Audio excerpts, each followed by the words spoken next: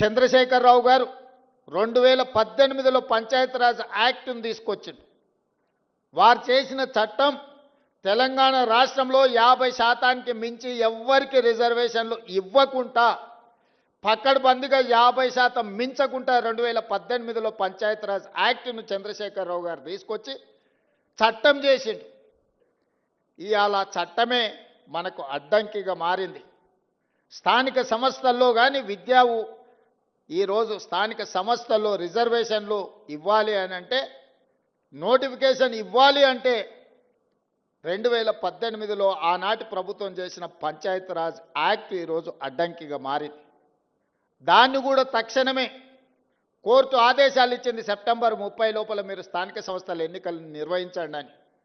మరి అత్యవసరంగా ఎన్నికలను నిర్వహించాలంటే ఈ చట్టం అడ్డంకిగా మారిందని, శాసనసభకు సమయం ఉందని మంత్రివర్గ సమావేశాన్ని ఏర్పాటు చేసి ఆర్డినెన్స్ తీసుకొచ్చి ఆ 50% అడ్డంకిని తొలగించండి అని ఆర్డినెన్స్ పాస్ చేసినాం. ఆ ఆర్డినెన్స్ కూడా గవర్నర్ గారి దగ్గరికి వెళ్ళింది. గవర్నర్ గారు అది కూడా ఆమోదించకుండా రాష్ట్రపతి గారికి పంపించారు. ఇవాళ విద్యా ఉద్యోగ అవకాశాలలో 42% రిజర్వేషన్, స్థానిక సంస్థల్లో 42% రిజర్వేషన్ బలహీన వర్గాలకు ఇచ్చే బిల్లులు రాష్ట్రపతి గారి దగ్గరనే ఉన్నాయి.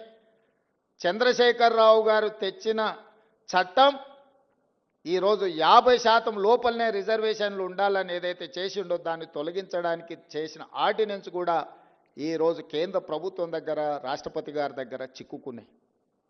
ఇవాళ మేము వాటి గురించి మాట్లాడి, వాటి గురించి చర్చించి, ఇక వీళ్ళు వినడం లేదు, వీళ్ళతోని కొట్లాడాల్సిందే అని ఢిల్లీ జంతర్ మంతర్ దగ్గర పెద్ద ఎత్తున ధర్నా చేసినాం.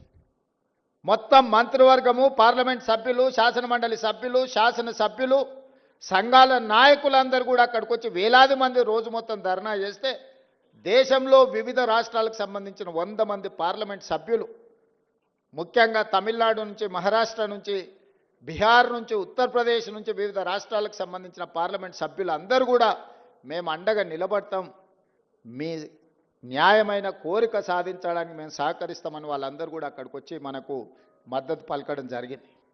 అయినా బీఆర్ఎస్ వాళ్ళు అక్కడికి రాలేదు, బీజేపీ వాళ్ళు అక్కడికి రాలేదు. నేను ఒకటే అడుగుతున్నది, కాంగ్రెస్ ధర్నా కాదు, కాంగ్రెస్కు లాభం చేకూర్చేది కాదు.